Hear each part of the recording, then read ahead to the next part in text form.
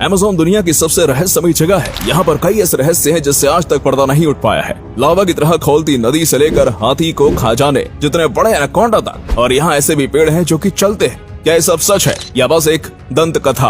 हम आपको यही बताने वाले हैं, तो चलिए 5 मिनट में आपको अमेज़न के जंगल का सैर कराते हैं। बस आप इस जंगल में घूम न हो जाइएगा। Number 6, boiling water. अगर आप कभी अमेज़न जंगल में जाते हैं और आपके सामने कोई नदी दिखती है तो तुरंत उसके पास मत चले जाना या फिर डायरेक्ट उसके अंदर कूद मत जाना, क्योंकि इसके बाद आप पानी के बाहर नहीं बल्कि सीधा इस धरती से बाहर निकलेंगे, यानी कि यमराज के पास। क्योंकि अमेज़न जंगल के अंदर कई ऐसी नदियां हैं जो कि उबलते पानी के साथ बहती है। इसके अंदर पानी का तापमान आमतौर पर 45 डिग्री सेल्सियस जितना होता है और दिन में कई वक्त ये तापमान बढ़कर 110 डिग्री सेल्सियस जितना भी पहुंच जाता है, यानी कि इतना ज्यादा है कि एक बार आप इसके अंदर जाएंगे तो कभी भी बाहर नहीं आ पाएंगे। ये सीधा आपके शरीर को 3rd डिग्री जला देगा। और उसके बाद क्या होगा ये बात तो आप जानते ही हैं। वैसे तो ये पानी इतना ज्यादा गर्म क्यों होता है, इसके बारे में रिसर्च चल रही है। कुछ लोगों का मानना है कि ये बिल्कुल किसी हॉट स्प्रिंग जैसा है, लेकिन किसी भी हॉट स्प्रिंग में इतना ज्यादा गर्म पानी नहीं आता। तो आखिर अमेज़न की नदी में ही इतना ज्यादा गर्म पानी क्यों आता है, ये तो पूरी तरीके से रिसर्च करने के बाद ही पता चलेगा। वैसे कई लोग इस नदी के बाजू में रखे पत्थरों के ऊपर अंडे भी बगा देते हैं। Number 5, green anaconda.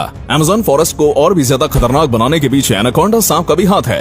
अब आप ही बताइए, ऐसे सांप के पास कौन ही जाना चाहेगा जो कि चुटकियों में आपकी जान ले सकता है। माना कि एनाकोंडा के पास जहर नहीं है, लेकिन इसकी शारीरिक शक्ति किसी भी इंसान को हरा सकती है। और रही बात इसके खाने की, तो ये किसी भी चीज को खा सकता है। और किसी भी चीज से मेरा मतलब है किसी भी चीज को, क्योंकि इसे जंगल में कई बार मगरमच्छ, हिरण, यहाँ तक कि तेंदुए को भी खाते हुए देखा गया है। और कई बार इनके पेट में से इंसानी अवशेष भी मिले हैं। पूरी दुनिया में कितने एनाकोंडा मौजूद हैं ये बात कोई भी नहीं जानता। और साथ में ये बात आप भी नहीं जानते होंगे कि एनाकोंडा की कोई उम्र नहीं होती। ये तब तक बढ़ते हैं जब तक इन्हें कोई बीमारी ना हो जाए या फिर ये भूख से ना मर जाएं। इसलिए कई बार विशाल कई एनाकोंडा को देखने का भी दावा किया गया है, जो कि एक हाथी को भी खा सकता है, लेकिन इसके पुख्ते सबूत नहीं मिले हैं। और अब तक सबसे बड़ा जो एनाकोंडा मिला है वो 33 फीट का था। स्थानीय लोगों का कहना है कि उन्होंने 50 और 100 फीट जितने बड़े एनाकोंडा को भी देखा है। और इस वीडियो में आपको जो एनाकोंडा दिख रहा है वो भी बेहद बड़ा एनाकोंडा है, लेकिन इसे मापा नहीं गया, क्योंकि पहले तो ये लोग यहाँ से डर कर भाग गए और जब ये गार्ड के साथ वापस आए तब ये मिला नहीं, लेकिन यकीनन अब तक मिले एनाकोंडा से बड़ा था।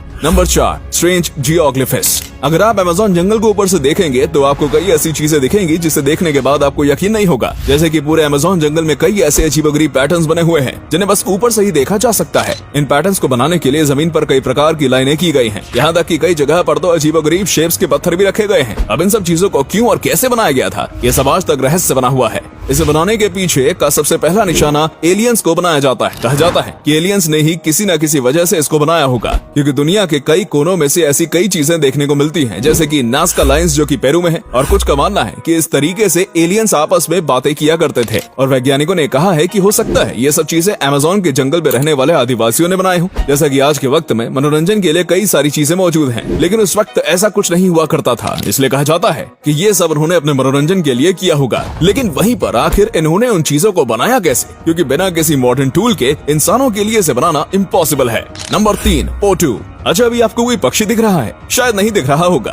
क्योंकि यहाँ पर एक पक्षी है जो कि कैमोफ्लेज करने में माहिर है। इस पक्षी का नाम है पोटो और ये अमेज़न की खासियत है। ये पक्षी इतने शातिर तरीके से अपने आप को छुपाता है कि कोई भी शिकारी इसे देख नहीं पाता। इसके शरीर का रंग बिल्कुल ही पेड़ पौधे जैसा है, जिसकी वजह से किसी भी पेड़ के तने में आसानी से छिप सकता है। इसकी आंख भी पूरी तरीके से काली होती है, जो कि इसे कैमोफ्लेज करने में और भी ज्यादा मदद करती है। इस पक्षी की साइज बहुत ही ज्यादा छोटा होता है। ऐसे पक्षी जंगल में काफी ज्यादा मौजूद हैं, लेकिन अक्सर ये देखने को नहीं मिलता है, क्योंकि जाहिर सी बात है ये किसी पेड़ के ऊपर छिपे हुए होते हैं। और ईगल, सांप, स्पाइडर जैसे कई शिकारी इनका शिकार करने की कोशिश करते हैं, लेकिन फिर वो इन्हें छोड़कर किसी आसान शिकार पर चले जाते हैं, जिसके चलते इनकी आबादी काफी अच्छी है इस वक्त। Number 2, walking palm. अगर मैं आपको कहूँ कि अमेज़न के जंगल में एक ऐसा भी पेड़ है जो कि चलता है, तो आपको मुझ पर यकीन नहीं होगा। लेकिन दोस्तों, ये बात बिल्कुल सच है, क्योंकि भाई मैं आपसे झूठ थोड़ी ना बोल सकता हूँ। लेकिन किंतु परंतु बंधु, ये पेड़ हम इंसानों की तरह तेजी से नहीं चलता, बल्कि बहुत ही ज्यादा धीरे चलता है। इतना धीरे कि आपकी पूरी जिंदगी में बस 50 सेंटीमीटर ही आगे बढ़ सकता है। इस पेड़ की जो जड़ें होती हैं वो सूरज की तरफ बढ़ती रहती हैं, और जैसे ही वो आगे बढ़ती हैं तो पीछे वाली जो जड़ होती है वो धीरे धीरे करके गायब हो जाती है, और ऐसे ही धीरे धीरे करके ये आगे बढ़ता जाता है। ये देखने में काफी अजीब लगता है क्योंकि इसकी इतनी सारी जड़ें होती हैं जो बिल्कुल इसे किसी मकड़ी की तरह दिखाती हैं। इस तरीके से जड़ों वाला शायद दुनिया में ये इकलौता पेड़ होगा और ये पेड़ चल सकता है वो तो एक अलग ही कहानी है। Number 1, plastic eating fungus. दोस्तों, हाल ही में येल यूनिवर्सिटी की एक प्रिया आनंद नाम की लड़की ने अमेज़न के जंगल में से एक ऐसा फंगस ढूंढा है जो कि अब इंसानों की सबसे बड़ी समस्या यानी कि प्लास्टिक को खत्म कर सकता है। जी हाँ, आपने बिल्कुल सही सुना। इस लड़की ने इस फंगस के करीब 60 सैंपल लिए थे और उसके ऊपर वो कई रिसर्च कर रही थी और इसी बीच पता चला कि ये जो फंगस है ये प्लास्टिक को खा सकता है और इसे डाइजेस्ट भी कर सकता है, यानी कि वो पूरी तरीके से प्लास्टिक को नष्ट कर सकता है। साथ ही में ये बहुत ही ज्यादा कम ऑक्सीजन की मात्रा में भी आराम से उग सकते हैं, इसलिए अगर ये पानी के अंदर भी उगाया जाएगा तो फिर ये आराम से पानी के अंदर भी रह पाएंगे और ऐसा करके पानी के अंदर के प्लास्टिक को और जमीन के प्लास्टिक को खत्म किया जा सकता है। लेकिन ये सब आगे की रिसर्च ही बताएगी।